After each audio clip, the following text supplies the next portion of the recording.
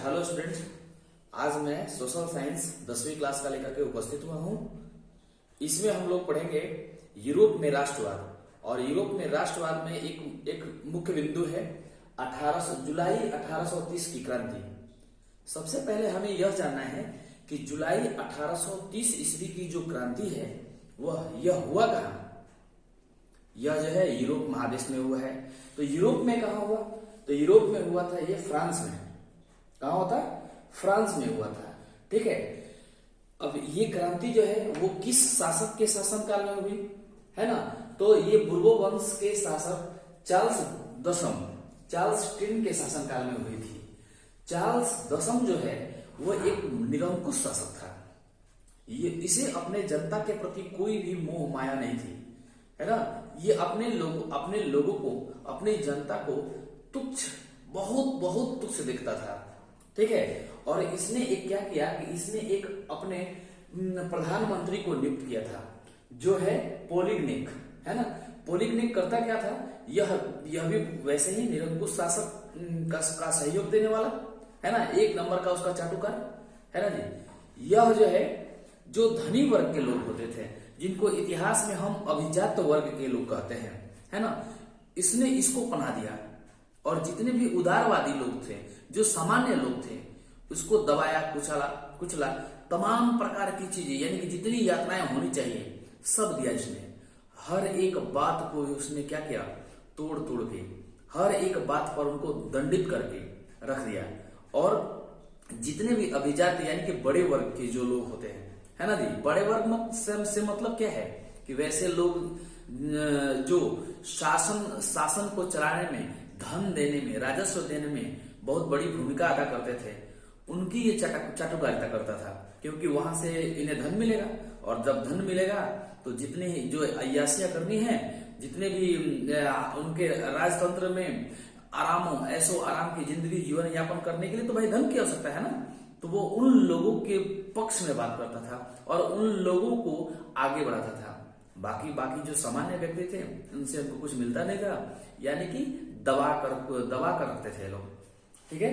उसके बाद में अब पोलिग्निक जो है वो प्रधानमंत्री बनता है। तो पोलिग्निक जो जब प्रधानमंत्री बनता है तो बुर्बो वंश का जो शासक चार्ल्स दसम है, इससे पहले एक शासक हुआ करते थे जिनका नाम था लुई 18वां।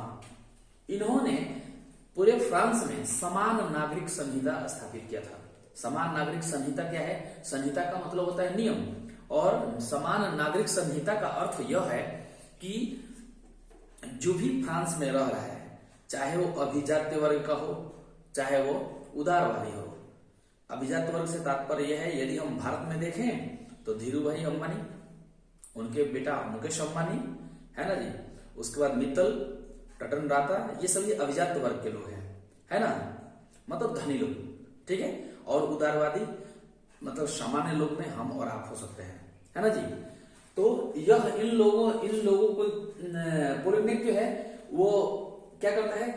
अब जितने अभिजात वर्ग के जो लोग हैं उनको पनाह कर देता है। और लुई 18वां द्वारा, ये बहुत ही अच्छे इंसान थे, बहुत ही अच्छे शासक रहे हैं, है ना। ये जनता को अपने पिता पुत्र के संबंध की भांति देखते थे साहब, है ना, जिन्होंने समान नागरिक संहिता को लागू किया था फ्रांस में। ठीक है। अब पोलिग्निक आता है और इनके द्वारा जो समान नागरिक संहिता है उसको हटा देता है और अभिजात वर्ग की स्थापना करता है। कहता है कि सिर्फ और सिर्फ बड़े लोगों का जगह है, धनी लोगों का जगह है, इसके बाद और किसी का जगह यहाँ पर नहीं है। अब उदारवादी जो लोग थे, उदारवादी में भी तो सक्रिय लोग थे, तो उदारवादी लोगों के द्वारा यहाँ चुनौती मिलने लगा। और यहाँ चुनौती मिला तो प्रतिनिधि सदन जो थे, प्रतिनिधि सदन में जो लोग प्रतिनिधि करते थे उदारवादियों के, है ना, उन्होंने भी इसका मतलब विरोध किया और दुख भी जताया। यही नहीं, जो प्रतिनिधि सदन में भाग नहीं लेने वाले भी उदारवादी थे, उन्होंने भी इसका दुख व्यक्त किया और कहा कि नहीं ये गलत है। ठीक है। उसके बाद में चार्ल्स दसम जो है, जो बुर्बो वंश का जो उस समय का वर्तमान शासक था, उसने 25 जुलाई 1830 ईस्वी को 4 अध्यादेशों के द्वारा उदार तत्वों का गला घोटने का प्रयास किया। यानी कि कोई भी कुछ भी बोले तो उनकी आवाज को दबा दो, उनको ऊपर पहुंचा दो, है ना जी। अगर ज्यादा बोलते हैं तो जेल में डाल दो, फांसी पर लटका दो। तमाम प्रकार की घटनाएं हुई, है ना जी। तो अब हुआ क्या कि भाई उदारवादी लोग, अरे भाई सामान्य आदमी तो बहुत सारे लोग हैं वहां फ्रांस में, जैसे भारत में भी लोग हैं, है ना। तो फ्रांस में भी उस समय रहते थे। तो फ्रांस के लोगों ने, जो उदारवादी लोग थे, जो सामान्य लोग थे, उन्होंने गृह युद्ध आरंभ किया। और यह गृह युद्ध फ्रांस में कब चालू होता है? 28 जून 1830 ईस्वी को, ठीक है। जो ये फ्रांस के अंदर में जो यह गृह युद्ध चालू होता है, इसी को हम लोग कहते हैं क्या? जुलाई क्रांति, यानी कि जुलाई 1830 ईस्वी की क्रांति। अब होता क्या है भाई कि सामान्य जनता जाग गई है ना जी। सामान्य जनता जग गई। जगने के बाद में क्या होता है? अब चार्ल्स दशम तो निरंकुश था, लोगों को मालूम था कि ये जो है हम लोग को दबा के रखा है, हम लोग को मार पीट के रखा है, हमारे बच्चों को आगे बढ़ने नहीं दिया है ना। हमारे जो हमसे पहले वाले मेरे माता पिता और बाकी जो लोग हैं, उनका मतलब होता है ना कि समन करके रखा है, नाश कर दिया है ना जी। तो लोग जो है जगे, और जगने के बाद चार्ल्स दशम को ढूंढने लगे। तो चार्ल्स दशम शासक तो था निरंकुश, लेकिन जब जनता जग गई तो फिर क्या है, अब देखा कि भाई मेरा जान बचने वाला है नहीं, तो तुरंत अपना शासन को छोड़ा, यानी कि अपने राजमहल से निकला और तुरंत गद्दी छोड़ करके और इंग्लैंड चला गया। इंग्लैंड जाने के बाद में वहां जाता है तो भाई अब तो राजा भाग गया। तो बुर्बो वंश, ये किस वंश का था? चार्ल्स दशम, तो बुर्बो वंश का। तो बुर्बो वंश का शासन का क्या हो गया? अंत हो गया। और जब बुर्बो वंश का शासन जब अंत हुआ, तो भाई कोई ना कोई तो फ्रांस की गद्दी को संभालेगा ना। तो प्रश्न ये है कि बुर्बो वंश का जो राजा चार्ल्स दशम था, वो किस वर्ग को पनाह दे रहा था? तो अभिजात वर्ग को। इसके दूसरे पक्ष में कौन से वर्ग थे? तो उदारवादी थे। तो उदारवादियों का भी तो कोई नेता होगा। तो उदारवादियों का नेता जो था वो आर्लियंस वंश के लुई फिलिप थे, है ना जी। अब लुई फिलिप को जो है वहां का शासक चुना गया। लुई फिलिप जब वहां के शासक चुने गए, तो जाहिर सी बात है कि वो किसको देंगे भाई? वो किसको बना देंगे?